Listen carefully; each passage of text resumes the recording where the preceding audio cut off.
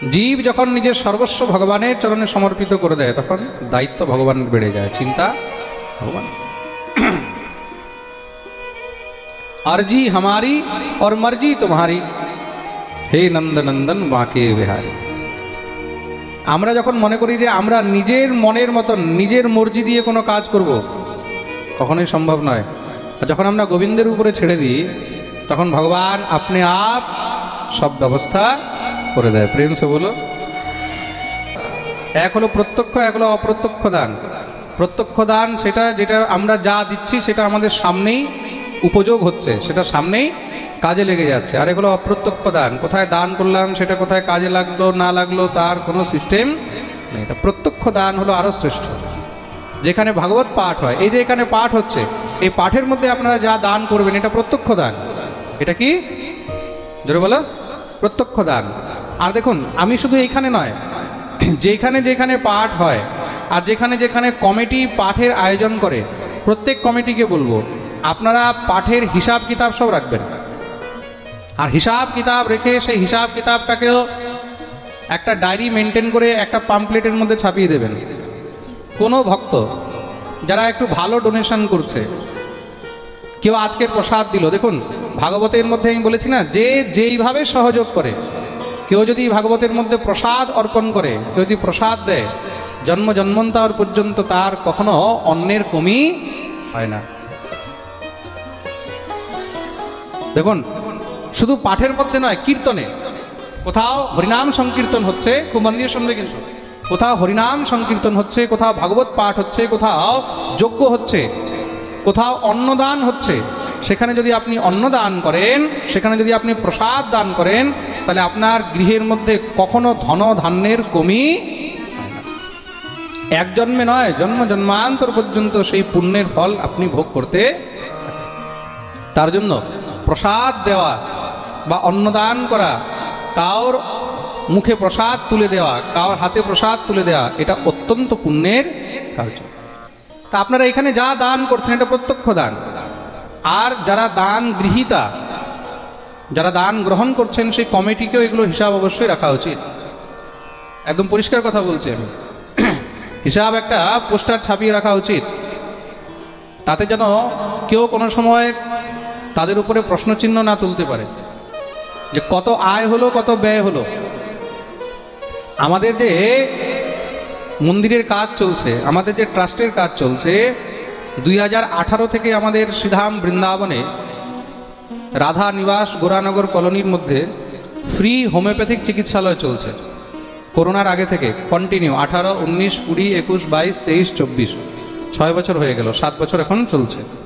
Free একদম homeopathic ওষুধ দেওয়া হয়, এক পয়সাও কারোর কাছে নেওয়া হয় না। গরিব হোক, ধনী হোক, বাচ্চা হোক, বুড়ো হোক, পুরুষ হোক, স্ত্রী হোক, যে আসুক সবার জন্য ফ্রি হোমিওপ্যাথিক চিকিৎসার ব্যবস্থা।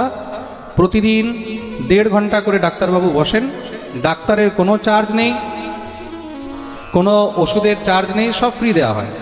ওগুলো আপনাদের সবার দানের দ্বারাই চলছে, আমি করার কেউ নই, সব মাধ্যম, কেউ না কেউ তো মাধ্যম হয়ই। তা আমি শুধু নিমিত্ত মাত্র হয়ে এটাকে সাজিয়ে গুছিয়ে দিয়েছি, আপনারা দান করছেন। কেউ এই মাসের ওষুধের টাকা দিয়ে দিচ্ছে, কেউ অমুক মাসের দিয়ে দিচ্ছে, কেউ ডাক্তারের মাসের বেতন দিয়ে দেয়, এইভাবে আমাদের ওটা চলছে কন্টিনিউ। আজ পর্যন্ত কোনো সমস্যা হয়নি। প্রত্যেক জিনিসের আমাদের হিসাব মেনটেন করতে হয়। আমাদের চার্টার্ড অ্যাকাউন্টেন্ট রয়েছে, প্রত্যেক বছরে আমাদের যা যা ডোনেশন হয়, আয়, যা যা ব্যয় হয়, সব হিসাব রাখেন। প্রত্যেকটা জিনিস হিসাব দিতে হয় আমাদেরকে। হিসাব দিলে কি হয়, তাহলে কোনো প্রকারের কোনো সমস্যা হয় না। কালকে যদি কেউ বলে যে আমি আপনাকে 1 লাখ টাকা দান করলাম মহারাজজি, ওই আমার 1 লাখ টাকাটা কাজে লাগলো কি না, সঙ্গে সঙ্গে আপনি তাকে যে স্টেটমেন্ট দেখিয়ে দেবেন, এই যে তোমার দান এসেছে অমুক জায়গায়, এটা দেখো কাজে লেগে গেছে। তার জন্য এগুলো হিসাব রাখা উচিত। কমিটি ভালো করে শুনতে পাচ্ছ তো? হ্যাঁ, হিসাব রাখা উচিত সবাইকে। যেখানে যেই কমিটিতেই সৎকর্ম, সৎকার্য, ধর্মের কার্য হয়, সেখানে এগুলো সব হিসাব রাখা উচিত। তাহলে কারোর মনে কখনো কোনো সংশয় হয় না। প্রেম সে বলো। তার জন্য প্রত্যক্ষ দানের আরও বেশি মহিমা। এখানে যে যত পারবে তত দান করবে, যার যত সামর্থ্য। আমি আজকে প্রসাদ দিলাম, কি আমি আজকে অমুক খরচটা দিলাম, প্যান্ডেলের খরচের মধ্যে আমি কিছু দিলাম, সাউন্ডের খরচে কিছু দিলাম, বৃন্দাবন থেকে যারা এসছে তাদের খরচের জন্য আমি কিছু দিলাম, যার যেরকম সামর্থ্য হয় সেইভাবেই তাকে দান করা উচিত। দান কোনো বাধ্যগত হয় না, দান নিজের রুচি নিজের সামর্থ্য দ্বারাই হয়। তো যখন আপনি এখান থেকে যাবেন ওইখানে এটাই আপনাকে জিজ্ঞাসা করা হবে, বলে আপনি কি সৎকর্ম করেছেন।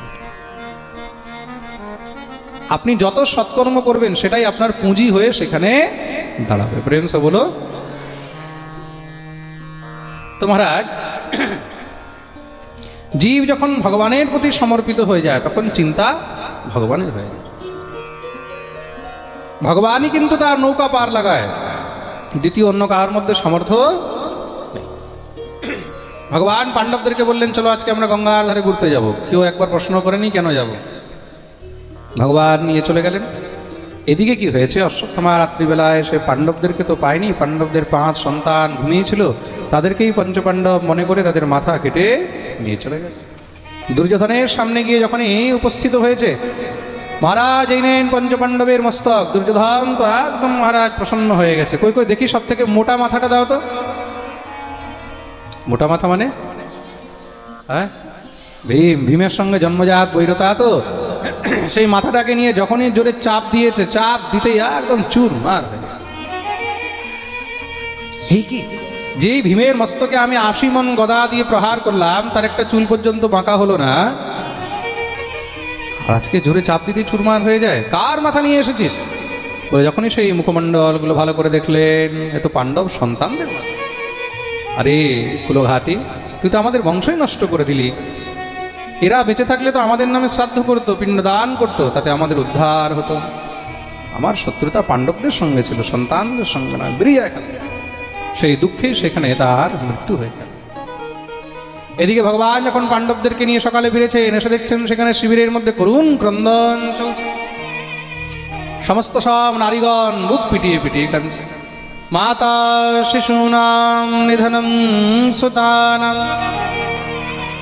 নিশম্য ঘোরম পরিতপ্যমানম তদারুদদ বাষ্পকলাকুলাক্ষী তাম সান্ত্বয়ন্নাহ কিরীটমালি। হে অর্জুন একদম ক্রুদ্ধ হয়ে গেলেন। 5 পুত্রের মৃত শরীর, মাথা নেই, গান্ডীব হাতে নিয়ে প্রতিজ্ঞা করলেন, যতক্ষণ পর্যন্ত সেই দুরাচারীকে আমি এখানে না নিয়ে আসতে পারি নিজের মুখ ফিরিয়ে দেখাবো না। ভগবানকে বললেন, হে মাধব, এতদিন তুমি আমার রথ ধরেছ, একদিন আরো। ভগবান রথ নিয়ে উদ্যত হলেন। অর্জুনকে নিয়ে ভগবান বেরিয়েছেন। অশ্বত্থামার সঙ্গে ঘোর যুদ্ধ হলো। যুদ্ধে অশ্বত্থামাকে বন্দী বানিয়ে নিয়ে এসে দ্রৌপদীর সামনে ফেলে দিলেন। দেবী বলো একে কি সাজা দেওয়া হোক। অশ্বত্থামা থরথর করে কাঁপছে। দ্রৌপদীর দয়া হলো, বললেন মুচ্যতা মুচ্যতা মেষ ব্রাহ্মণ নিতরাম গুরু। ছেড়ে দাও ছেড়ে দাও, তিনি ব্রাহ্মণ তো, আর ব্রাহ্মণ অবদ্ধ হয়, বধ করতে নেই। তার উপরে আবার গুরুপুত্র, গুরুবৎ গুরুপুত্রেষু, গুরুপুত্রকে গুরুর সমানই সম্মান করা উচিত। ভীম গর্জনা করে বললেন, তুমি কার কথা শুনছো অর্জুন? দ্রৌপদীর কি আর মাথা কাজ করছে যার 5টি সন্তান মারা গেছে? মেরে ফেলো এই দুষ্টকে। যুধিষ্ঠির বললেন, দাঁড়াও দাঁড়াও, এখনো মধুসূদন কাছে আছে, একবার তার কাছে জিজ্ঞাসা করো। অর্জুন বললেন, প্রভু তুমি বলো কি করা যায়। ভগবান বললেন, ব্রহ্মবন্ধুন হন্তব্য আততায় বধারহণ। ব্রাহ্মণ যতই পতিত হোক না কেন, তার কখনো বধ করা যায় না, কিন্তু আততায়ীকে ছাড়াও যায় না। অর্জুন বললেন, প্রভু আপনার মতন যদি 2-4 জন আরো ন্যায়াধীশ হয় তাহলে তো হয়ে গেছে। একদিকে বলছেন মারা যাবে না, আরেকদিকে বলছেন ছাড়াও যাবে না। ভগবান বললেন, এবার তুমি বোঝো। অর্জুন হেসে দিয়েছেন। কেন? তিনি বুঝে গেলেন। যে 18 অধ্যায়ের গীতা বুঝে গেছে তাকে আর এতটুকু কথা বুঝতে সময় লাগেনি। যে জীব গীতা একবার পড়ে নেবে, আর শুধু পড়া নয়, পড়ে গীতাকে একবার যে বুঝে নেবে, যৎ কিঞ্চিত যদি গীতাকে বুঝেছে, এই জীবনের মধ্যে, এই সংসারের মধ্যে তাকে আর কেউ ঠকাতে পারবে না। সংসারের মধ্যে এমন কোনো জ্ঞান নেই যেটা গীতার মধ্যে নেই। মনে রাখবে কিন্তু গীতা হলো ভগবানের বাণী, ভগবানের উপদেশ। প্রেম সে বলো। অর্জুন কি করলেন? হাতে তলোয়ার নিয়ে সেখানে তৎক্ষণাৎ অশ্বত্থামার মস্তক মুন্ডন করে মাথায় একটি মণি ছিল, সেই মণিটাকে হরণ করে নিলেন। অশ্বত্থামাকে অপমানিত করা হয়েছে। এই সংসারের মধ্যে মানি গুণী ব্যক্তি, তাকে যদি অপমানিত করা দেওয়া হয় সেটাই তার জন্য মৃত্যুদণ্ডের সমান হয়। ভগবান সেই সন্তানদের সংস্কার ইত্যাদি করিয়ে সবাইকে হস্তিনাপুরে নিয়ে এসেছেন। যুধিষ্ঠিরের রাজ্যাভিষেক হলো, ভগবান এবার দ্বারকা গমন করবেন। এদিকে কি হয়েছে? অশ্বত্থামা নিজের অপমানের প্রতিশোধের জ্বালায় জ্বলছে। ভগবান দ্বারকায় যাওয়ার জন্য প্রস্তুত হয়েছেন, সবাই ভগবানকে বিদায় করতে বেরিয়েছে। ঘরের মধ্যে একা আছে ভগবতী উত্তরা। উত্তরাকে অভিমন্যুর স্ত্রী। অভিমন্যুর তো যুদ্ধে মৃত্যু হয়েছে, তার স্ত্রী উত্তরার গর্ভে সন্তান আছে। অশ্বত্থামা দেখলো যদি এর সন্তানকে আমি এখানেই মেরে দিই তাহলে পাণ্ডবদের বংশ শেষ হয়ে যাবে। এই বিচার করে উত্তরার গর্ভকে কেন্দ্রিত করে যখনই ব্রহ্মাস্ত্র প্রয়োগ করেছে, দূর থেকে সেই ব্রহ্মাস্ত্রকে আসতে দেখে এই উত্তরা ভয়ে দৌড়াচ্ছে। ভগবান রথে উঠবেন, পিছন থেকে উত্তরা ভগবানকে জোরে জোরে ডাকছে, পাহি পাহি মহায়োগিন দেবদেব জগৎপতে নান্যম ত্বদভয়ম পশ্যে यत्र मृत्यु परस्परम।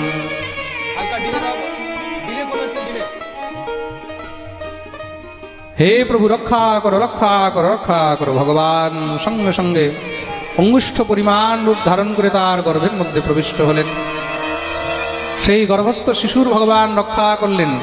সৃষ্টির মধ্যে এমন প্রথমবার হয়েছে যে কোনো শিশু মাতৃগর্ভেই ভগবানের দর্শন পেয়েছে। ভগবান সেই শিশু রক্ষা করে দিব্য চতুর্ভুজ রূপ ধারণ করে প্রকট হলেন। কুন্তী ভগবানের চরণে পড়ে গেছেন, দিব্য স্তুতি আরম্ভ করলেন। নমস্যে পুরুষং ত্বাদ্যমীশ্বরং প্রকৃতিঃ পরম অলক্ষ্যং সর্বভূতানামন্তর্বহিরবস্থিতম। হে গোবিন্দ, আমি কত বড় হতভাগিনী। আমার সামনে স্বয়ং সাক্ষাৎ অনন্তকোটি ব্রহ্মাণ্ডের নায়ক ছিল। ন লক্ষ্যসে মূঢ়দৃশা নটো নাট্যধরো যথা। আর আমি মূঢ়, আমি অজ্ঞানী, আজ পর্যন্ত তোমাকে চিনতে পারলাম না। তোমাকে শুধুমাত্র নিজের ভাইয়ের পুত্র, নিজের ভাইপো বলেই মনে করেছি। তুমি তো স্বয়ং জগদীশ্বর, তুমি স্বয়ং পরমেশ্বর। ভগবান বললেন, না না না পিসি, আমি তো তোমারই ভাইপো, আমি ভগবান নই। বলে, না, আমি এখন বুঝে গেছি। এতদিন তুমি আমাকে ঠকিয়েছ, আর তুমি আমাকে ঠকাতে পারবে না। তুমি স্বয়ং ভগবান। কুন্তী ভগবানের দিব্য স্তুতি আরম্ভ করলেন। কৃষ্ণায় বাসুদেবায় দেবকী নন্দনায় চ নন্দগোপকুমারায় গোবিন্দায় নমো নমঃ।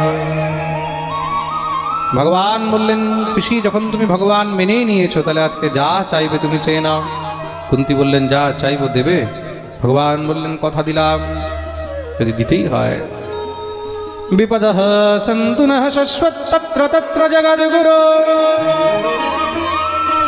ভবতো দর্শনম ইয়ৎস্যাদ পুনর্ভবদর্শনম। যদি দিতেই হয় তাহলে জগতের যত বিপত্তি আছে, যত দুঃখ আছে, সব তুমি আমার কোলে ফেলে দাও, আমাকে বিপত্তি দাও। ভগবান বললেন, কি বলছো পিসি? জগতের জীব আমার কাছে সুখ চায়, সম্পত্তি চায়, বৈভব চায়, আর তুমি আমার কাছে বিপত্তি চাইছো কেন? কুন্তী বললেন, গোবিন্দ, জীবনে যদি বিপত্তি না হতো তাহলে আর তোমার কথা মনে পড়তো না। আর দেখো, তুমিও কত চালাক। যতদিন বিপত্তি ছিল ততদিন তুমি আমাদের কাছে ছিলে, আজ বিপত্তি শেষ হয়েছে, তুমি আমাদের ছেড়ে এমন সুখ চাই না যেই সুখে তোমার সঙ্গে বিয়োগ হয়, যে সুখে তোমার থেকে দূরে হয়ে যায়। এমন দুঃখ চাই যে দুঃখে যেন সবসময় তোমার কাছে থাকতে। বিপদো নৈব বিপদঃ সম্পদো নৈব সম্পদঃ বিপদ বিস্মরণম বিষ্ণু সম্পদ নারায়ণ স্মৃতি। দিব্য ভগবানের স্তুতি আরম্ভ। আহা, এটাকে কুন্তী স্তুতি বলা হয়েছে।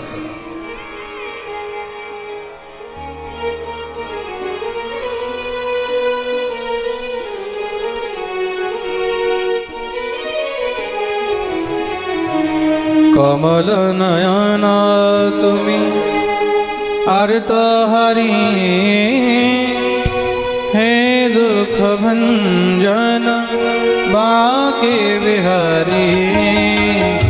কমল নয়ন তুমি আর্তহারি, সবাই মিলে গাইবে। ভঞ্জন বাকে বিহারি, কমল নয়ন তুমি আর্তহারি, হে দুঃখ ভঞ্জন বাকে বিহারি। কমল নয়ন তুমি আর্তহারি, হে দুঃখ ভঞ্জন বাকে বিহারি। কমল নয়ন তুমি। হরি বল।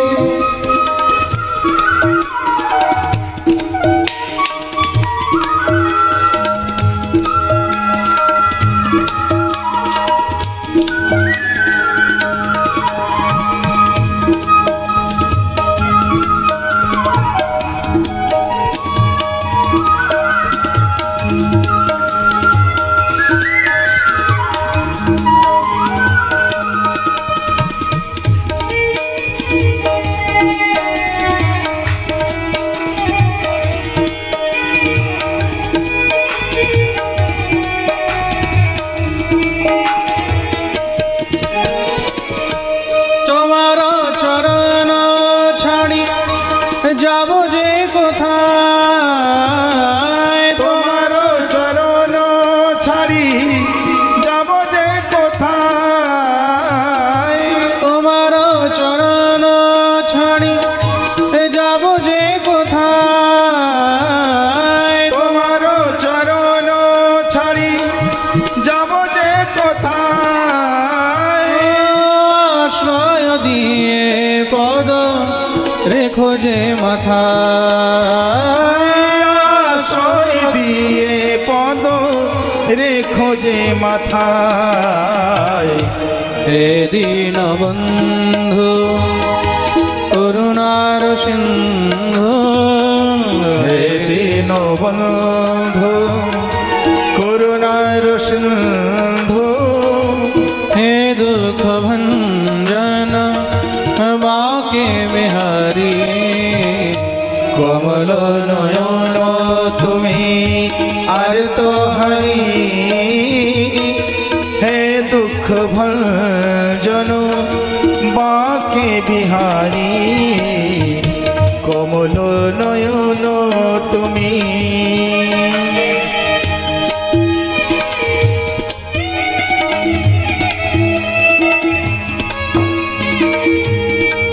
হে গোবিন্দ।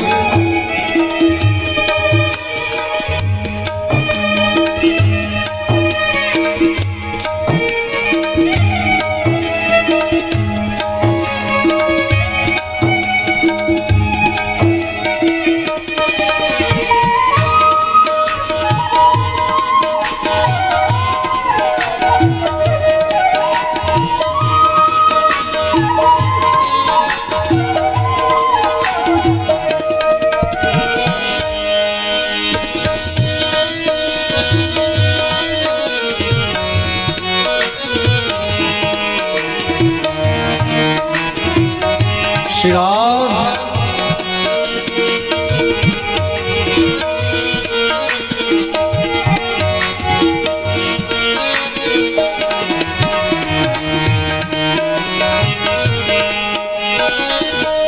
लक्ष 84 জনমে ঘুরেছি, লক্ষ 84 জন্মে ঘুরেছি, লক্ষ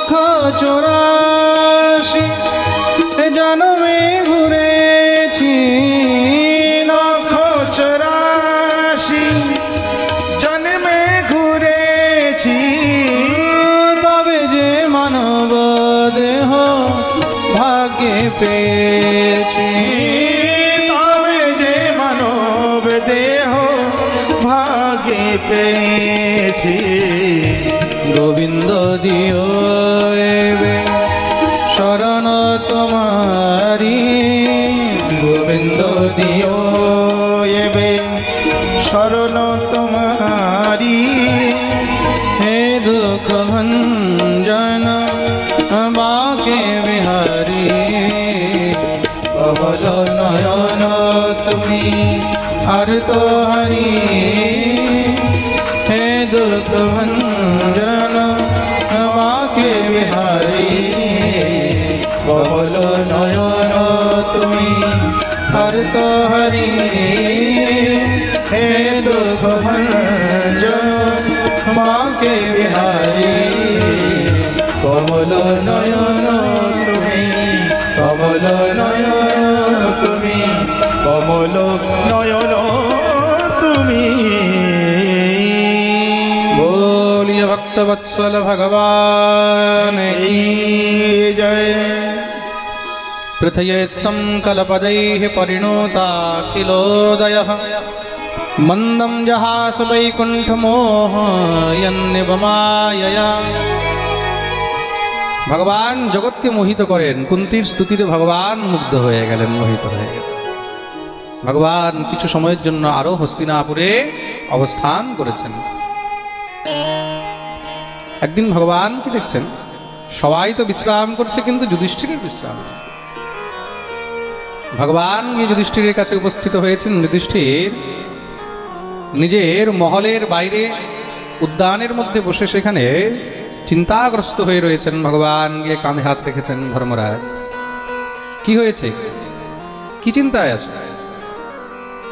যুধিষ্ঠিরের এক নাম হলো ধর্মরাজ। যুধিষ্ঠিরকে কি বলা হয়? যুধিষ্ঠির বললেন, কি বলবো মধুসূদন,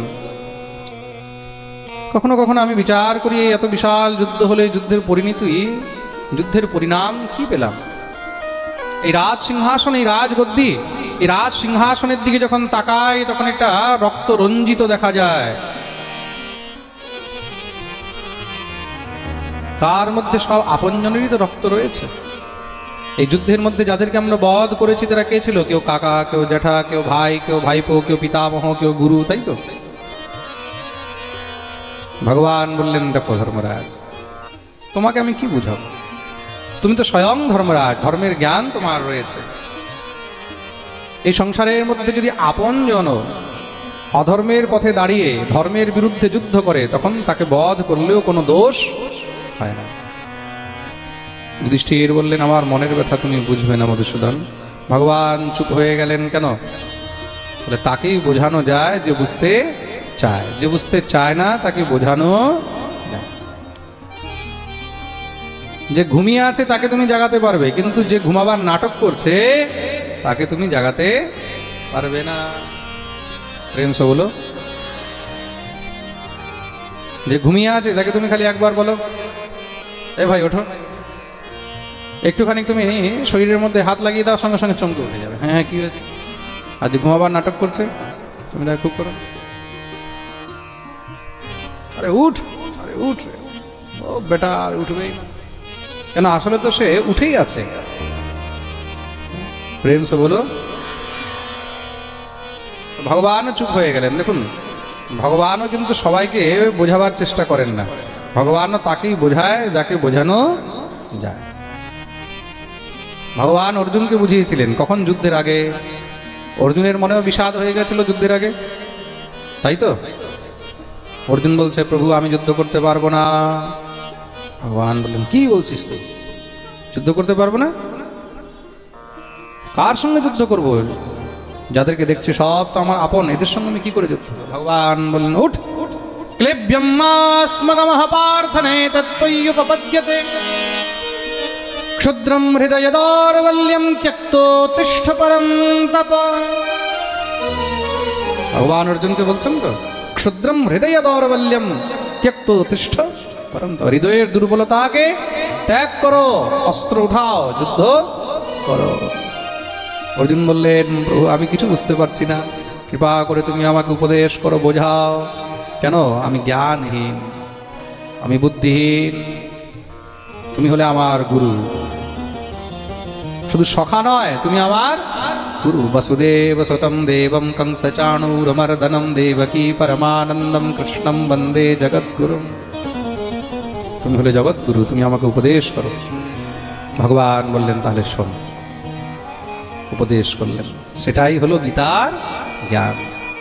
তো অর্জুনের মনেও বিষাদ হয়েছিল, তার জন্য গীতার প্রথম অধ্যায় হলো কি? অর্জুন বিষাদ যোগ। প্রেম সে বলো, বলো না, বলতে নেই হো, আরো জোরে। পিছনে আছে যারা দুনো হাত তুলে জয় জয় শ্রী রাধে। দুই চার জনের তো একদম ঘুম টুম আলাস টালাস সব ভেঙে গেছে। হ্যাঁ, পাঠে বসলে কিন্তু কিছু আসুক না আসুক ঘুম অনেক পায়, তাই না? দুইজন অতিথি না ডাকলেও চলে আসে, জানো তো? হ্যাঁ, এরা হলো দাদা আর দিদি। এক হলো আলস্য দাদা, আর এক হলো নিদ্রা দিদি। এই দুইজনকে না ডাকলেও কিন্তু পাঠের মধ্যে চলে আসে। তুমি যখন পাঠে বসবে আস্তে আস্তে দেখবে এবার দাদা এসে গিয়ে ঘাড়ে বসবে। আর যখনই দাদা এসে বসবে মানে আলস্য, তখন কি হবে? এইখান থেকে আস্তে আস্তে এবার এরকম হবে, তারপরে কেউ এরকম হবে, কেউ কেউ এরকম হয়ে যাবে। আর যখনই দাদা এসে জায়গা তৈরি করে সঙ্গে সঙ্গে দিদিকে ইনভিটেশন দিয়ে দেয়, বলে তুইও চলে আয়, জায়গা হয়ে গেছে। আর যখনই দিদি এসে ঘাড়ে চাপে তখনই এবার আস্তে আস্তে প্রেম সে বলো। হ্যাঁ, কিন্তু যখনই জোরে হরিনাম হয় জয় জয় শ্রী রাধে, একদম মহারাজ দাদা দিদি লাফ দিয়ে পালায়, বলে বাবা এখানে আমাদের থাকা চলবে না। কেন? বলে এখানে সব একদম ঊর্জাবান হয়ে আছে, কারোর মধ্যে কোনো আলস্য নেই, কোনো প্রমাদ নেই। তাই দুই অতিথিকে তাড়াতে হলে তাহলে মাঝে মাঝে একটু জয় শব্দ, নম শব্দ, শঙ্খ শব্দ তথৈবচ, একটু এইভাবে হুঙ্কার দিয়ে হরিনাম করতে হয়। প্রেম সে বলো। ভগবান দেখলেন যুধিষ্ঠিরকে যদি এভাবে ছেড়ে দিই তাহলে তো কিছু না কিছু অঘটন করে নেবে। মানুষ যদি টেনশনে থাকে, ডিপ্রেশনে থাকে, তাহলে কিছু না কিছু গোলমাল করে নেয়। এই সংসারের মধ্যে আজ পর্যন্ত যারা যারা নিজের ক্ষতি করেছে এগুলো সব ডিপ্রেশনেই করেছে। আমি এই 15-20 দিন আগে এখানে মেদিনীপুরে পাঠে ছিলাম। পাঠে আসার আগে আমি একটা ছেলেকে, আমাদের বাড়ির মধ্যেই দোকানদারি করে, আমাদের মেন বাজারের মধ্যে মন্দির, তো মন্দিরের মধ্যে কিছু দোকান আছে, 50 বছর 60 বছর ধরে ওরা দোকানদারি করছে। মানে ওই ছেলেটাকে আমি দেখে আসলাম, তার বউ আছে, বাচ্চা আছে, 1 বছর 2 বছরের একটা মেয়ে আছে, একদম ভালো। আমি বেরিয়ে আসছি, মহারাজি রাধে রাধে, দণ্ডবোধ, কেমন আছেন? ভালো আছে, তুই ভালো আছিস? এসে এখানে একদিন হঠাৎ করে খবর শুনছি ছেলেটা সুসাইড করে নিয়েছে, ফাঁসি লাগিয়ে নিয়েছে। শুনে কথাটা বিশ্বাসই করতে পারিনি, আজ পর্যন্ত আমি বিশ্বাস করতে পারছি না।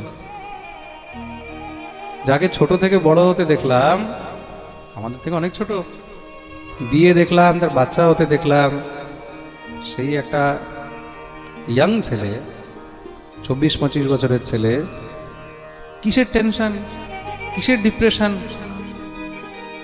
বিচার করা যায় ঘরে ঘরে আজকাল কত রকমের অশান্তি চলছে। মানুষ বাইরের চিন্তা, বাইরের টেনশনে কিন্তু অত চিন্তিত থাকে না, ঘরের চিন্তা, ঘরের টেনশন বহুত খারাপ।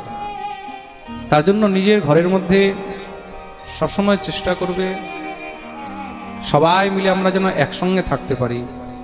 একাকী জীবন, একান্ত জীবন বহুত খারাপ। আজকালকার সময়ে আজকালকার ছেলেমেয়েরা সবাই চায় একা থাকতে, ছেলে বউরা চায় আমরা একা থাকবো, মা বাবার সঙ্গে থাকবো না, শ্বশুর শাশুড়ির সঙ্গে থাকবো না। কেন একা থাকবো? নিজের মন মতন যা পারবো তা করব। যত তুমি একা থাকবে ততই আস্তে আস্তে মনে রাখবে তুমি চিন্তাগ্রস্ত হয়ে থাকবে। তুমি যত সংযুক্ত পরিবারের মধ্যে থাকবে, সবাইকে নিয়ে থাকবে, সবার সঙ্গে কথা বলতে থাকবে, লড়াই হবে, ঝগড়া হবে, আবার কথা বলবে, তাহলে কি হবে? তুমি চিন্তা, ডিপ্রেশন থেকে মুক্ত থাকবে। ঘরের মধ্যে যখন 10 জন এক জায়গায় থাকবে, 10 জন এক জায়গায় থাকলে 10 রকমের কথা হবে, কথা হতে থাকলে কিছু না কিছু মনোরঞ্জন হবে, কিছু না কিছু সময় আস্তে আস্তে কাটবে, তাহলে এইসব চিন্তা, ডিপ্রেশন এগুলো থেকে অনেক বেঁচে থাকবে। আর নিজের পরিবারের মধ্যে সময় দেন। সবাইকে বলছি, এখানে যারা এখানে বসে আছে, যারা লাইভ শুনছে, জীবনের মধ্যে অর্থ কামিয়ে, টাকা কামিয়ে, চাকরি বাকরি, ঘর বাড়ি, এই সব বেকার যদি জীবনের শান্তি নেই, জীবনে যদি শান্তি নেই না, কোটি কোটি টাকা কামিয়েও সব বৃথা, এগুলো কোনো কাজের নেই। মানসিক শান্তি যদি না থাকে তাহলে এগুলো কোনো কাজের নেই। নিজের পরিবারকে সময় দেন, নিজের ফ্যামিলিকে টাইম দেন।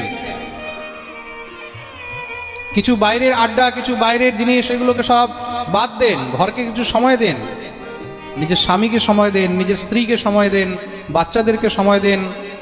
টাইম হচ্ছে, যখন একটু ফাঁক পাচ্ছেন চলে যান নবদ্বীপ, নবদ্বীপ গিয়ে সেখানে মহাপ্রভুর দর্শন করে আসুন।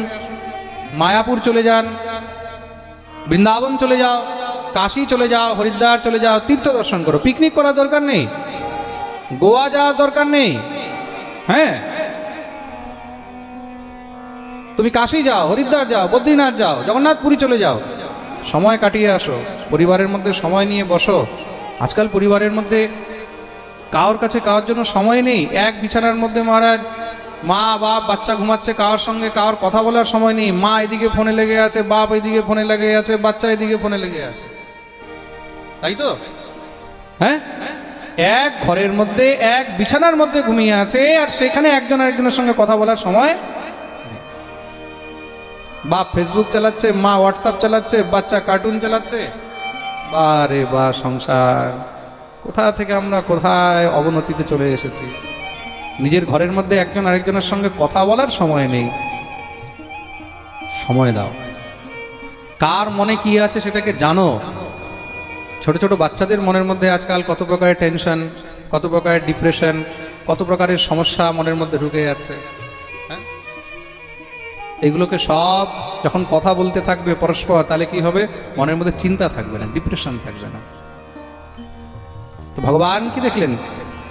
যুধিষ্ঠির যদি অবসাদগ্রস্ত হয়ে যায়, মানে ডিপ্রেশনে চলে আসে, যদি কোনো সমস্যা হয়ে যায়, তাহলে কিছু না কিছু সমস্যা হয়ে যাবে। ভগবান দেখলেন, হ্যাঁ আমি বুঝালে বুঝছে না, কিন্তু অন্য কারোর কাছে নিয়ে যেতে হবে, যার কথা শুনবে। এমন কে আছে? বলে একজনই আছে, কুরুক্ষেত্রের রণপ্রাঙ্গণে সরসজ্জার উপরে পড়ে রয়েছেন পিতামহ ভীষ্ম। প্রেম সে বলো।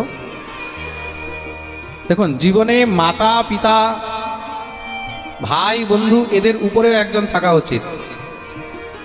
সেটা কে? সেটা হলো গুরু।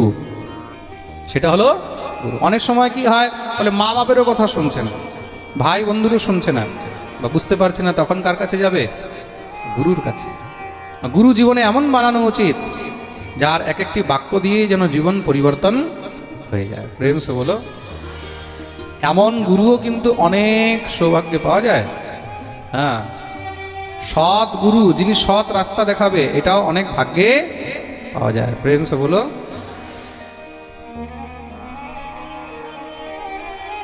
পিতামহ ভীষ্মের কাছে গিয়ে উপস্থিত হলেন। এদিকে সূর্য মকর রাশিতে প্রবিষ্ট হয়েছে। জীবনে যখনই সমস্যা হবে তখন গুরুজনের কাছে যাবে। ভগবান এটা দেখিয়ে দিলেন, নিয়ে গেছেন পিতামহ ভীষ্মের কাছে। মকর সংক্রান্তি আরম্ভ হলো, উত্তরায়ণ শুরু হয়েছে। ভগবান পিতামহ ভীষ্মের সম্মুখে সবাই কিনে উপস্থিত হলেন। সবাই পিতামহ ভীষ্মকে প্রণাম করেছেন। গোবিন্দকে দেখেই পিতামহ ভীষ্ম ঝরঝর করে কাঁদছেন। ঠাকুর বললেন, খুব কষ্ট হচ্ছে তাই না? বলে না, কষ্ট নেই। হ্যাঁ, একটা কষ্ট আছে। কিসের? বলে সেটা হলো আমার মনে, আমার অন্তরের কষ্ট। আমার সামনে সাক্ষাৎ অনন্ত কোটি ব্রহ্মাণ্ডের নায়ক দাঁড়িয়ে আছে, আর আমি একবার হাত জোড় করে তাকে প্রণামও করতে পারছি না। আমার থেকে বড় হতভাগা এই সংসারের মধ্যে আর দ্বিতীয় কে হবে? ভগবানও একদম স্তব্ধ হয়ে গেলেন। ভগবান হলেন ভাবের ভুখা। মনে রাখবে, ভাবেহি বিদ্যতে বিষ্ণু ভাবগ্রাহী জনার্দন। ভগবানের প্রতি যদি মনের মধ্যে একটু ভাব আসে, চোখে জল আসে, ভগবান তার মধ্যেই বিগলিত হয়ে যান। প্রেম সে বলো। ভগবান পিতামহ ভীষ্মকে বললেন, তোমার এই সন্তান নতুন নতুন রাজা হয়েছে, তো একে কিছু উপদেশ করো। পিতামহ ভীষ্ম উপদেশ করলেন। গলা ধরছে দাদা, গলা ধরছে। দান ধর্মান রাজ ধর্মান মোক্ষ ধর্মান বিভাগশঃ স্ত্রী ধর্মান ভগবত ধর্মান সমাসভ্যাসয়োগতঃ সমাসভ্যাসয়োগতঃ। দান ধর্মান রাজ ধর্মান মোক্ষ ধর্মান। দান ধর্ম, রাজ ধর্ম, মুক্তি ধর্ম, স্ত্রী ধর্ম, ভগবত ধর্মের উপদেশ করলেন। সমস্ত সব অবসাদ বিষাদ নাশ হল। ভগবান পিতামহ ভীষ্মকে বললেন, তোমার কোনো অন্তিম ইচ্ছা আছে? পিতামহ ভীষ্ম বললেন, প্রভু আমার একটি অন্তিম ইচ্ছা। কি? ললিত গতি বিলাস বল গুহাস প্রণয় নিরীক্ষণ কল্পিতো রোমান কৃতমনুকৃতবত্য উন্মদান্নঃ প্রকৃতিমগন কিল যস্য গোপবদ্ধ। আমার একটি অন্তিম ইচ্ছা, আমি তোমার সেই ব্রজেন্দ্র নন্দন ব্রজবিহারী রাসবিহারী রূপ দর্শন করতে চাই, সেই বংশীধারী রূপ দর্শন করতে চাই, যেই রূপ দর্শন করে সমস্ত ব্রজবাসী ব্রজগোপীগণ পাগল হয়ে তোমার দিকে ছুটে যায়। ভগবান দিব্য সেই বংশীধারী রূপে দর্শন দিয়েছেন। পিতামহ ভীষ্ম গোবিন্দের সেই রূপ দর্শন করতে করতে সেখানেই নিজের দেহ ত্যাগ করে দিলেন, পরম ধাম গমন করেছেন। বলিয়ে ভক্তবৎসল ভগবান কি জয়। এই প্রকার ভীষ্মের মহানির্বাণের কথা শ্রবণ করিয়েছেন। ভগবান দ্বারকায় প্রস্থান করলেন। কিছু সময় পরে উত্তরার সেই সন্তানের জন্ম হলো, তার নাম রাখা হলো বিষ্ণুরাজ। কিন্তু পুরোহিতগণ বললেন, সে আরেকটি নামে প্রসিদ্ধ হবে। কি নামে? সয়েষ লোকে বিখ্যাতঃ পরীক্ষিত প্রভু। সংসারে সে পরীক্ষিত নামে প্রসিদ্ধ হবে। কেন? সবার পরীক্ষা করার কারণে। ওই যে মাতৃগর্ভে ভগবানকে দর্শন করেছে, কোনো কালো মানুষ দেখলেই তার হাত ধরে টানে, এই কি সেই কালো যাকে মাতৃগর্ভে দেখেছিলাম? কেউ হলুদ কাপড় পরে আছে, তার কাপড় ধরে টানে, এই কি সেই পিতাম্বরধারী যাকে মাতৃগর্ভে দেখেছিলাম? তার জন্য তার নাম হলো পরীক্ষিত। বলিয়ে পরীক্ষিত জি মহারাজ কি জয়। শ্রী পরীক্ষিতজি মহারাজ আস্তে আস্তে বড় হচ্ছেন। এদিকে কি হয়েছে, শ্রী যুধিষ্ঠিরজি মহারাজ হঠাৎ হঠাৎ কিছু না কিছু নতুন নতুন অপশকুন দেখতে পাচ্ছেন। অপশকুন দেখে মনে সংশয় হলো, অর্জুনকে পাঠালেন, যাও গিয়ে একবার দেখো আমাদের দ্বারকাধীশ সকুশল আছে তো। অর্জুন গিয়ে সেখানে দেখছেন দ্বারকা বলতে কোনো জিনিসই নেই, দ্বারকা তো জলমগ্ন হয়ে গেছে। আজও দ্বারকা আছে, যেটা অরিজিনাল দ্বারকা সেটা আজও আছে। কোথায় আছে জানো? জলের নিচে। আপনারা যখন দ্বারকায় যাবেন, দ্বারকায় গেলে সেখানে ভেট দ্বারকা। আপনারা কেউ দ্বারকা গেছেন? হাত উপরে করতে দেখি কেউ দ্বারকা গিয়ে থাকলে। কে কে দ্বারকা গেছে? ভেট দ্বারকা দর্শন করেছো? ওই যে নদী, ওই সমুদ্রের মাঝখানে। এখন তো সেখানে অল্প একটু জায়গা দেখা যায় ভেট দ্বারকার। বস্তুত দ্বারকা নগর বিশাল ছিল। দ্বারকা নগর 12 যোজনের ছিল। 12 যোজন মানে 1 যোজনে 4 ক্রোশ। 12 মানে 12, 12 যোজনে কত ক্রোশ হলো? 48 ক্রোশ। 1 ক্রোশে 3 কিলোমিটার। 1 ক্রোশে কত? তার মানে 48 ক্রোশে কত কিলোমিটার হলো? প্রায় 150 কিলোমিটার, তাই তো? 144 কিলোমিটার। তা 144 কিলোমিটারের পরিবৃত্তের মধ্যে দ্বারকা নগর ছিল। এত বিশাল। প্রেম সে বলো। ভগবান যখন স্বধাম গমন করেছেন, তো সমুদ্র সম্পূর্ণ দ্বারকাকে গ্রাস করে নিয়েছে। আজও দ্বারকা আছে, জলের নিচে আছে। জলের নিচে আজও সেই বড় বড় মহল, তার কিছু চিহ্ন আজও সেখানে দেখা যায়, পাওয়া যায়। কিছুদিন আগে আপনারা দেখেছেন হবে খবরের মধ্যে, আমাদের ভারতের প্রধানমন্ত্রী তিনি সেই জলের মধ্যে ভিতরে নেমে সেখানে দ্বারকার অবশেষ চিহ্ন দর্শন করে সেখানে ভগবানকে স্মরণ করে ময়ূর পাখা সেখানে ভগবানকে অর্পণ করে এসেছেন। আমি পরে নিউজ চ্যানেলের মধ্যে দেখছিলাম, নিউজ রিপোর্টাররা দেখাচ্ছিল জলের ভিতরে এখনো সেই বড় বড় পিলারগুলো, রাজমহলের বড় বড় পিলার, সেই সিঁড়িগুলো অনেক কিছু সেই চিহ্ন অবশেষ সেখানে রয়েছে, সেগুলো সব ওখানে ওরা দেখাচ্ছিল। প্রায় জল থেকে কত মিটার নিচে আছে জানি, এখনো আছে, মানে সেগুলোর প্রমাণ এখনো পর্যন্ত রয়েছে। প্রেম সে বলো। অর্জুন যখন ফিরে এসেছেন, যুধিষ্ঠির দেখলেন অর্জুনের মুখের সেই তেজ নেই, মুখ মলিন হয়ে আছে। দৌড়ে গিয়ে অর্জুনকে বুকে জড়িয়ে ধরলেন। কি হয়েছে ভ্রাতা? দ্বারকাধীশ সকুশল আছেন তো? অর্জুন কাঁদতে লাগলেন। বঞ্চিত হম মহারাজ হরিণা বন্ধুরূপিণা येन मे पहतं तेज देव विस्मापनं महत्। বঞ্চিতোহম মহারাজ, সেই গোবিন্দ আমাদেরকে সদা সর্বদার জন্য পরিত্যাগ করে দিয়ে চলে গেছে। কি বলছো অর্জুন? যদি শ্যামসুন্দর আমাদের মধ্যে নেই তাহলে আমরাও আর এখানে থাকবো না। বলে সঙ্গে সঙ্গে সমস্ত পাণ্ডবদেরকে নিয়ে যুধিষ্ঠির বনগমন করলেন। পরীক্ষিতকে রাজ্যে অভিষিক্ত করে দিয়ে চলে গেছে।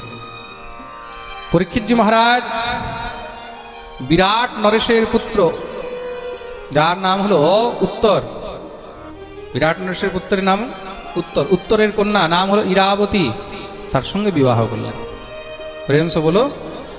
ভগবতী ইরাবতীর সঙ্গে বিবাহ করেছেন, তার থেকে পুত্র হলো, নাম হলো জন্মেজয়। কি নাম হলো? ইরাবতী একদিকে কিন্তু পরীক্ষিতের মামার মেয়ে ছিল। পরীক্ষিতের মা হলো উত্তরা। পরীক্ষিতের মাকে উত্তরা, উত্তরার ভাই হলো উত্তর, উত্তরের কন্যা হলো ইরাবতী। এই প্রকার অর্জুনও কিন্তু সুভদ্রাকে বিবাহ করেছিলেন, তাই তো? আর সুভদ্রাও ছিলেন মামার কন্যা। তা কদাচিৎ এরকম বিবাহ কি হয়ে থাকে? তা পিসির কন্যা বা পিসির পুত্র যেখানে আছে, তা সেটা অন্য গোত্রে চলে যায়। অন্য গোত্রে চলে যায় মানে সেটা আর এই গোত্রের সন্তান নয়। শাস্ত্রে এক গোত্রে বিবাহ নিষেধ রয়েছে। শাস্ত্রের মধ্যে এক গোত্রে বিবাহ করতে নেই। যদি আপনার ভারদ্বাজ গোত্র, তাহলে আপনি ভারদ্বাজে বিবাহ করতে পারবেন না। বুঝতে পেরেছেন? আপনার যদি অত্রি গোত্র, তাহলে আপনি অত্রি গোত্রে বিবাহ করতে পারবেন না। বিশেষ করে নিজ গোত্র অবশ্যই পরিত্যাগ করা উচিত। তা নিজ গোত্র পরিত্যাগ করে অন্য গোত্র বিবাহ করা যায়। প্রেম সে বলো। এইভাবে যদি দেখা যায় সৃষ্টির মধ্যে আমরা সব, আপনারা আগে সৃষ্টি বর্ণন শ্রবণ করবেন, সৃষ্টির মধ্যে তো আমরা সব একই পিতার সন্তান, তাই তো? তার জন্য এগুলোকে কখনো কোনো দোষ দৃষ্টিতে দেখতে নেই। প্রেম সে বলো। পরীক্ষিতজি মহারাজ তিনি দিগ্বিজয় করেছেন। একদিন তিনি দেখছেন তার নগরের মধ্যে বিচরণ করতে করতে সেখানে একটি গাভী, মানে একটি গোমাতা আর একটি বৃষ, তাদের মধ্যে খুব সুন্দর চর্চা চলছে। কিসের? সৎসঙ্গ চলছে। গোমাতাটি খুব কৃষকায় হয়ে রয়েছে, শরীর একদম দুর্বল হয়ে রয়েছে। আর সেই বৃষটি গোমাতাকে জিজ্ঞাসা করছে, বলে তোমার এত দুর্দশা কেন হলো? গোমাতা বলছেন, কি বলবো, আমার প্রাণনাথ তো আমাকে পরিত্যাগ করে দিয়ে চলে গেছেন। স্বয়ং ভগবান এই ধরাকে পরিত্যাগ করে গেছেন।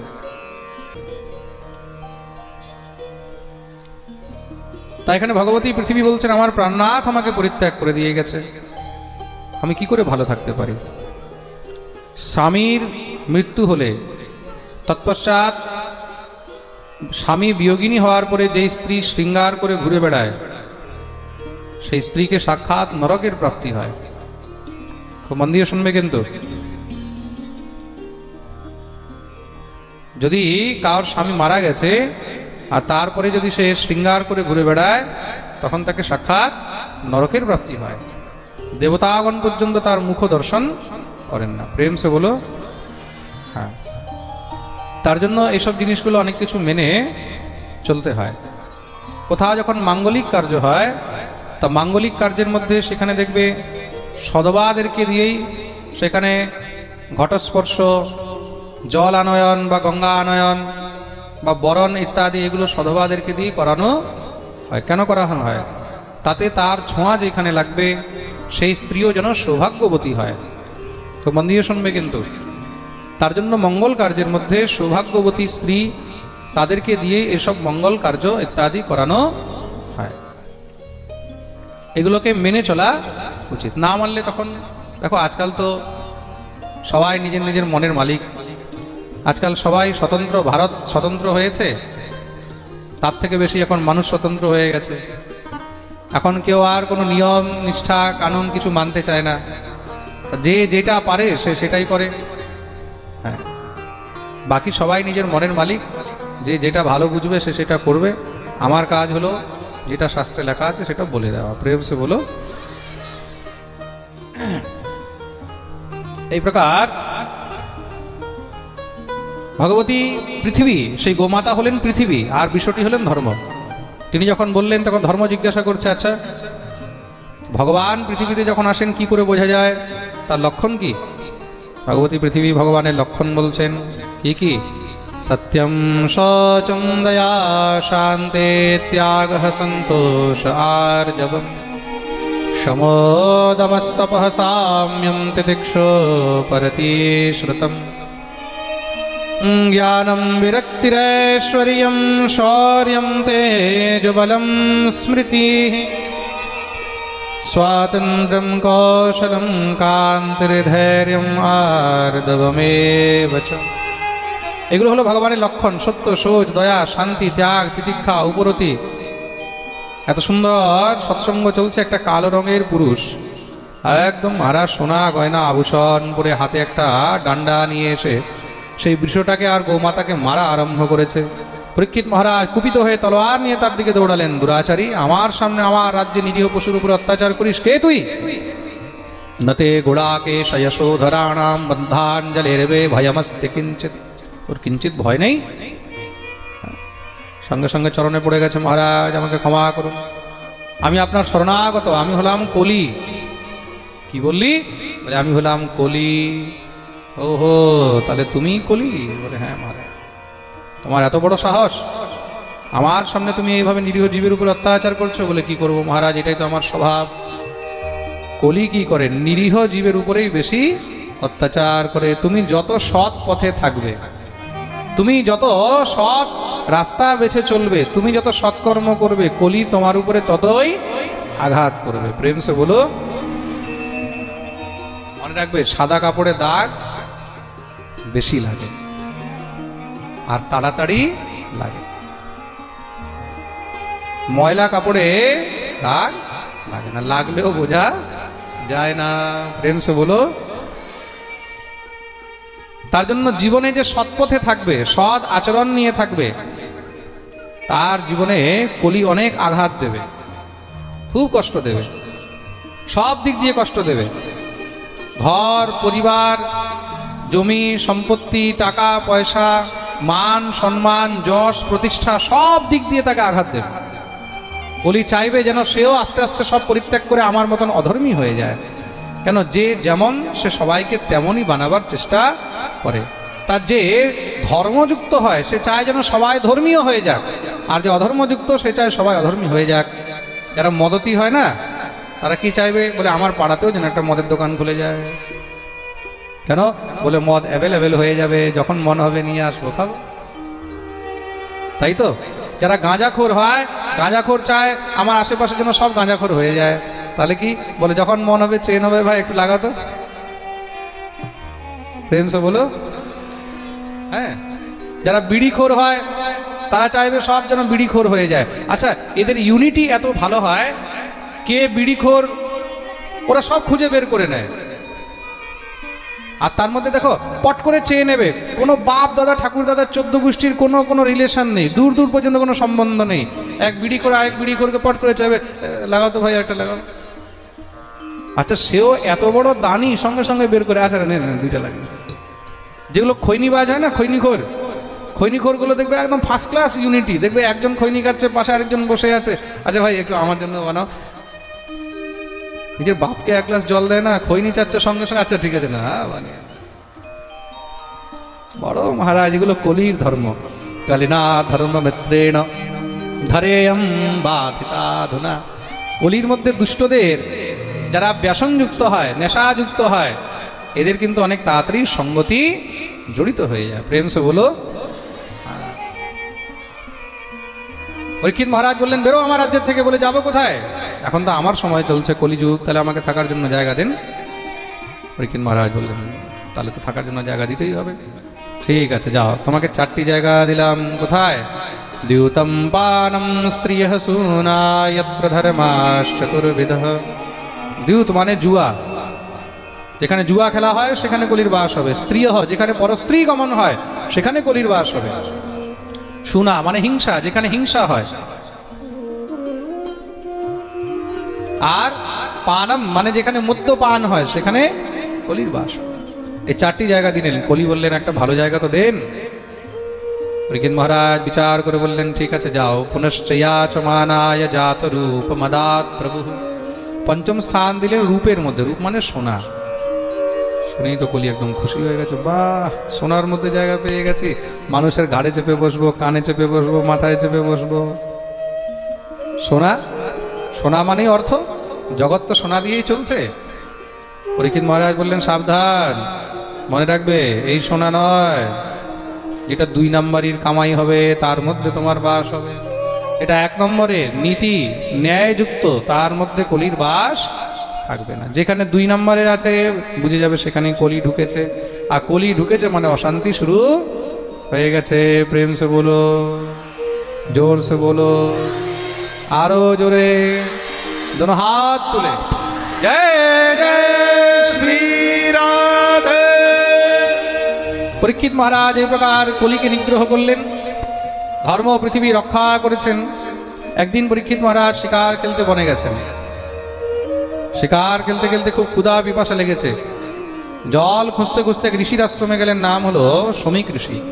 ঋষি ধ্যানে মগ্ন ছিলেন। রাজা গিয়ে জল যাচনা করলেন, কিন্তু ঋষি ধ্যানে মগ্ন হওয়ার কারণে বুঝতে পারেননি। রাজা ক্রুদ্ধ হয়ে গেলেন, রাগ উঠে গেল। ক্রোধ কি জিনিস? ক্রোধে কিন্তু অনেক তাড়াতাড়ি অপরাধ হয়ে যায়।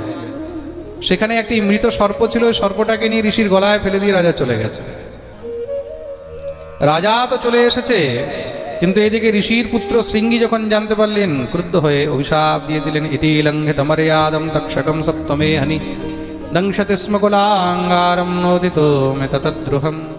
যে নিজের মর্যাদা উল্লঙ্ঘন করে আমার পিতার গলায় মৃতসর্প ফেলেছে, আজ থেকে 7ম দিনে তক্ষক সর্পের দংশনে তার মৃত্যু হয়ে যাবে। পরীক্ষিত মহারাজ নিজের মহলের মধ্যে এসে স্নান ধ্যান করে যখন ঠাকুরের সামনে বসেছেন, পূর্বকৃত নিজের কর্মের স্মৃতি আসলো। ছি ছি ছি, কত বড় অপরাধ করলাম আমি, মনে অনুশোচনা হচ্ছে। দেখুন, অপরাধ সবার দ্বারাই হয়। সংসারে এমন কেউ নেই যার দ্বারা অপরাধ হয়নি বা হয়নি, হয়নি বা হয় না বা হবে না। অপরাধ আমাদের সবার দ্বারাই হয়েছে, হচ্ছে, আর নিশ্চয়ই হবে। অপরাধ থেকে আমরা কেউ বাঁচতে পারবো না। কিছু না কিছু অপরাধ হতেই থাকবে, কিন্তু অপরাধ হয়ে গেলে জীব যদি তার অনুশোচনা করে সেটাই তার প্রায়শ্চিত্ত হয়ে যায়। প্রেম সে বলো। আর যারা অপরাধ করে সেটাকে স্বীকার করতে চায় না, বলে না এক চোরি উপর থেকে সিনা যদি, প্রেম সে বলো, তার জন্য কিন্তু অনেক দুর্ভোগ থাকে। তো ভগবান কেউ যদি স্বীকার করে তখন তা সেই অপরাধের দণ্ড অল্পেতেই দিয়ে শেষ করে দেন। তার ফল কি হলো? শৃঙ্গি ঋষি 7 দিনের সময় দিলেন। শৃঙ্গি ঋষি যদি চাইতেন তাহলে এটা তো বলতে পারতেন যে এক্ষুনি রাজা ভস্ম হয়ে যাক। শমিক ঋষি যখন জানতে পারলেন, শৃঙ্গিকে বোঝালেন ঠিক করনি, রাজাকে অভিশাপ দিয়ে, রাজা আমাদের দ্বারে এসেছে, তার সেবা করা তো আমাদের কর্তব্য ছিল। যা হওয়ার হয়েছে, রাজাকে খবর দিতে হবে, তাতে যেন সে নিজের মুক্তির কোনো উপায় করে নেয়। এক ব্রাহ্মণকে পাঠালেন, সেই ব্রাহ্মণ কুমার গিয়ে খবর দিয়েছে। রাজা তাকে ধনধান্য দিয়ে বিদায় করলেন। সঙ্গে সঙ্গে রাজা সমস্ত সব বেদজ্ঞ ব্রাহ্মণদেরকে ডেকেছেন, তাদের কাছে প্রশ্ন করলেন, আমার জীবনের 7 দিন বাকি আছে, 7 দিনে আমার মুক্তি কি করে সম্ভব? কেউ কোনো উত্তর দিতে পারলেন। রাজা তখন নিজের পুত্র জন্মেজয়কে রাজগদ্দিতে বসিয়ে অনশন ব্রত নিয়ে গঙ্গার তটে গিয়ে বসেছেন। চারদিকে ভিড় লেগে গেছে রাজাকে দেখার জন্য। পরাশরোগাধিসুতোতরাম উতথ্য ইন্দ্র প্রমদেদ মুবাহ মেধাতিথির দেবল আষ্টিষেণো ভারদ্বাজো গৌতমঃ পিপ্পলাদঃ। যত বড় বড় ঋষি মুনি সব এসে উপস্থিত হয়েছেন, চারদিক দিয়ে ঘিরে বসে গেছেন। কেন? রাজাকে অভিশাপ লেগেছে, রাজার মৃত্যু হবে। সবাই পরীক্ষিতের মহাপ্রয়াণ দেখতে চায়। পরীক্ষিত সবাইকে প্রণাম করে অনশন ব্রত নিয়ে, মানে অন্ন জল পরিত্যাগ করে দিয়ে ভগবানের স্মরণে বসেছেন। হঠাৎ করে কি দেখলেন? সেখানে তত্রাভবদ ভগবান ব্যাসপুত্র ইয়দিচ্ছয়া গামটমানো নপেক্ষঃ। अलक्षलिंगो निजलाभतुष्टो वृतश्च बालैरवधूतवेशः।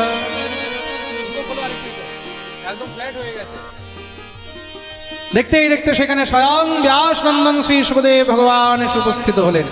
বলিয়ে সুখদেব ভগবান কি জয়। সবাই উঠে দাঁড়িয়ে জয়কার করলেন, বন্দন করেছেন, প্রণাম করেছেন। পরীক্ষিত, তোমার সমস্ত প্রশ্নের উত্তর স্বয়ং এখানে চলে এসেছেন, যা জানতে চাও জেনে নাও। পরীক্ষিত উচ্চ আসনে বসিয়েছেন, চরণে বন্দন করলেন, দুইটি প্রশ্ন করেছেন। কি কি?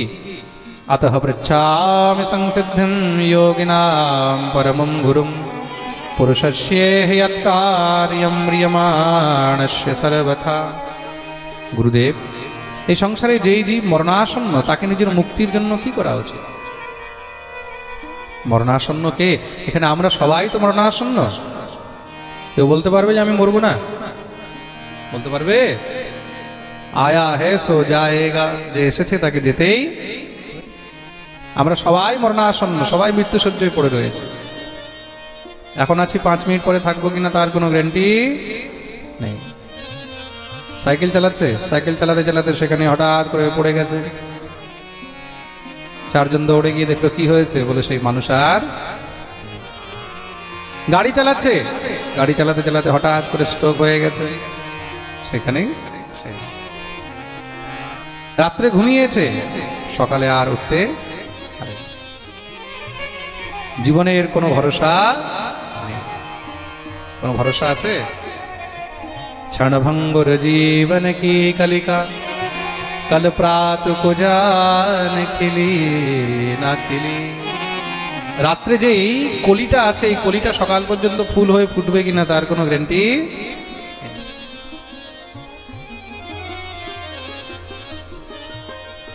শ্রী সুখদেব প্রভু বললেন, খুব সুন্দর প্রশ্ন করেছে রাজন। আমাদের সবার জীবনে 7 দিনেরই সময় আছে, 7 দিনের উপরে আর কোন সময় নেই। বরিয়ানে শতে প্রশ্ন কৃতো লোকহিতম নৃপঃ আত্মবিৎ সম্মতঃ বংসাং শ্রোতব্যাদিষু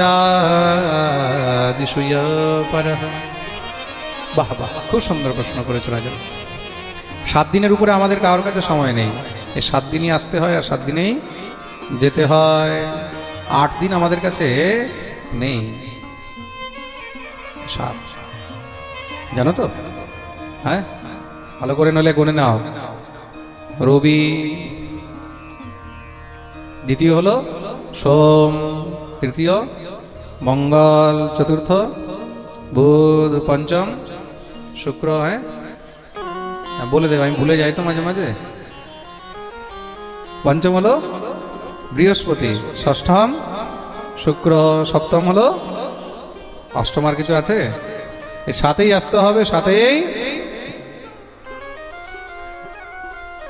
তার জন্য রাজন, এই 7 দিন আমরা সংসারে সব থেকে শ্রেষ্ঠ কথা শ্রবণ করব। কেন? এই জীবনের মধ্যে শ্রবণীয়, মননীয়, চিন্তনীয়, ভজনীয়, বন্দনীয় শুধু একজনই আছে। তস্মাৎ ভারত সর্বাত্মা ভগবান ঈশ্বরো হরি শ্রোতব্য কীর্তিতব্যশ্চ স্মরতব্য স্বেচ্ছতা ভয়ম। তস্মাৎ ভারত সর্বাত্মা ভগবান ঈশ্বরো হরি, তিনি হলেন একমাত্র ভগবান শ্রী হরি। প্রেম সে বলো। আর তার কথাই হলো শ্রেষ্ঠ। কোন কথা? বলে ইদম ভাগবতম নাম পুরাণম ব্রহ্ম সংহিতম অধীতবান দ্বাপরাদো পিতুর্দ্বৈপায়নাদহম। তার নাম হলো শ্রীমদ্ ভাগবত। বলিয়ে ভাগবত ভগবান কি জয়।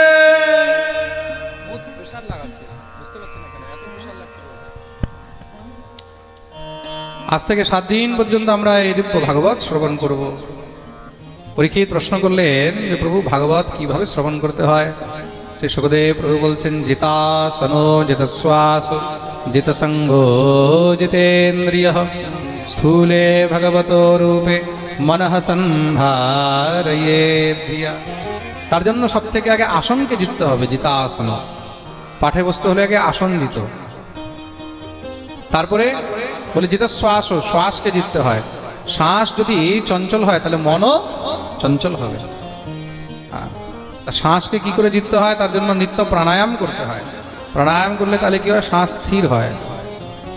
জিতে সঙ্গ জিততে হয়। ভালো মানুষের সঙ্গ করো।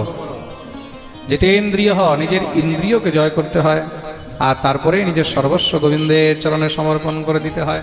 পরীক্ষিত বললেন, গুরুদেব আমি তো সর্বস্ব সমর্পণ আপনার চরণে করে দিয়েছি, কেন আপনি আমার গুরু আর আপনি আমার গোবিন্দ। গুরুর মধ্যে যেই শিষ্য গোবিন্দ দর্শন করে সে সহজেই ভগবানকে লাভ করতে পারে।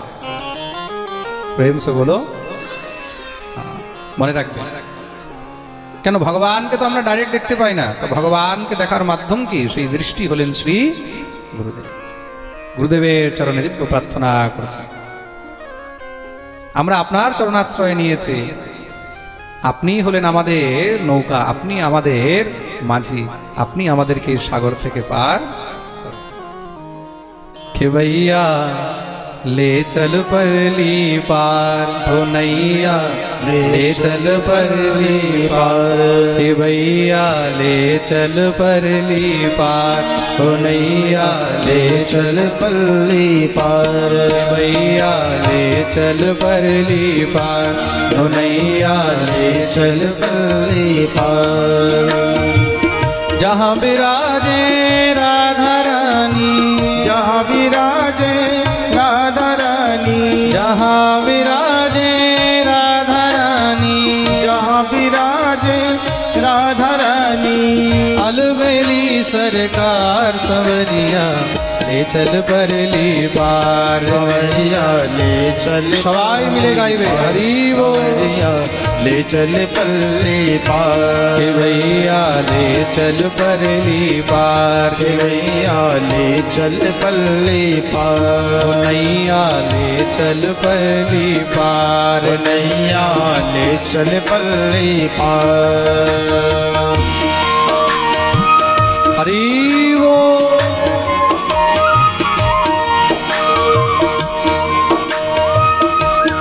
बोलिए सुखदेव भगवान की।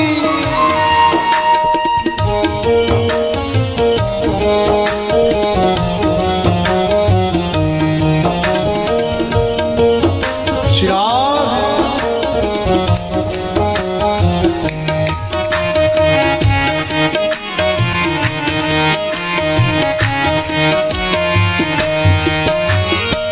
गुण अवगुण सब तेरे अर्पण, गुण अवगुण सब तेरे अर्पण। पाप पुण्य सब तेरे अर्पण। पाप पुण्य सब तेरे अर्पण।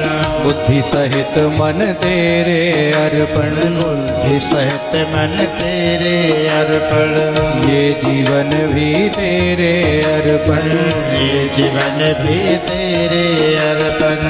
मैं तेरे चरणों की दासी, मैं तेरे चरणों की दासी। मैं तेरे चरणों की दासी।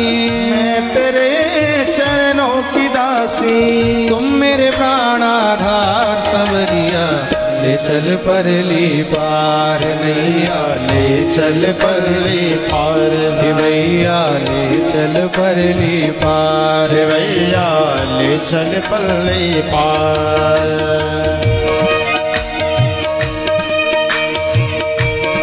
श्री राधा रमण लाल की, राधा रानी की। जय हो।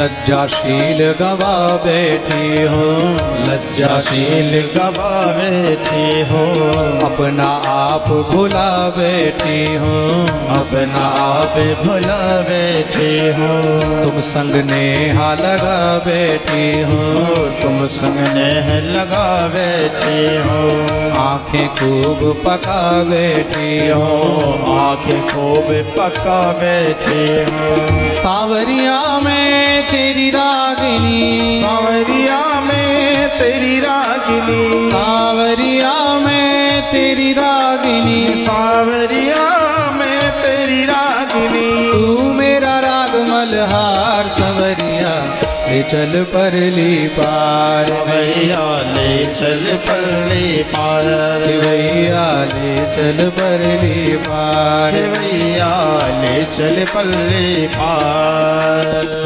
जग की कुछ परवाह नहीं है, जग की कुछ परवाह नहीं है, तेरे बिना कोई चाह नहीं है, तेरे बिना कोई चाह नहीं है।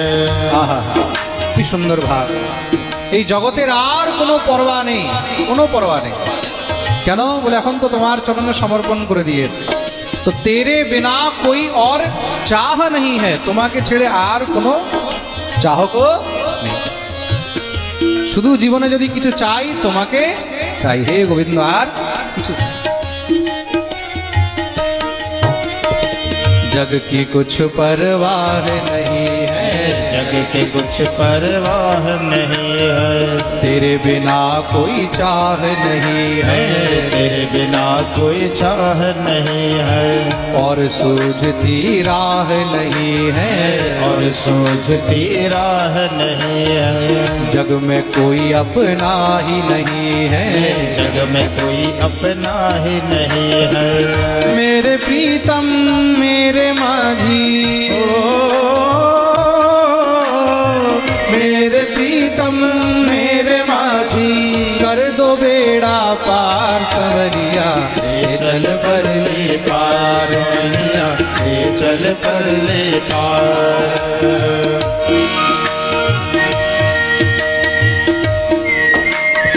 तब हाथ खुले ताली सेवा करे हरि बोल।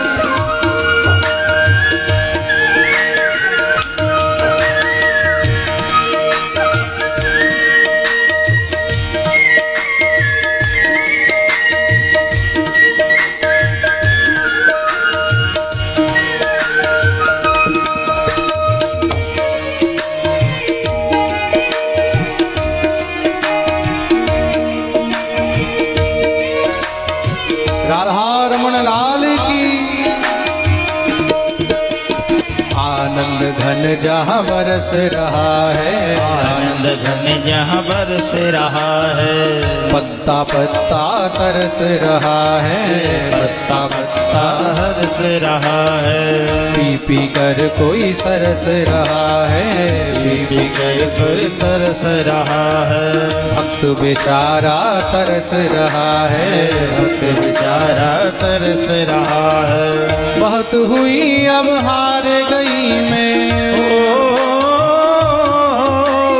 बहुत हुई अब हार गई मैं, ना छोड़ो मझधार सवरिया ले चल परली पार, सवरिया ले चल परली पार, कन्हैया ले चल परली पार, कन्हैया ले चल परली पार। जहाँ विराजे राधा रानी, जहाँ विराजे राधा रानी, আহা কোথায় নিয়ে যাবে আমাদেরকে, বলে যেখানে আমাদের রাধা রানী আছে, যেখানে আমাদের শ্যামসুন্দর আছে। जहाँ विराजे राधा रानी, जहाँ विराजे राधा रानी, जहाँ विराजे श्यामा प्यारी, जहाँ विराजे श्यामा प्यारी, अलबेली सरकार सवरिया ले चल परले पार, सवरिया ले चल परले पार, सवरिया ले चल परली पार, सवरिया ले चल परली पार, सवरिया ले चल परली पार, सवरिया ले चल परली हाथ ले चल परली पार, सवरिया ले चल परली पार, भैया ले चल परली पार सवरिया ले चल परली पार कन्हैया ले चल परली पार कन्हैया ले चल परली पार सवरिया ले चल परली पार कन्हैया ले चल परली पार सवरिया ले कन्हैया हो कन्हैया हो कन्हैया कन्हैया। बोलिए भक्तवत्सल भगवान की जहाँ विराजे राधा रानी जहाँ विराजे राधा रानी हमारी अलबेली सरकार सवरिया ले चल परली पार सवरिया ले चल परली पार।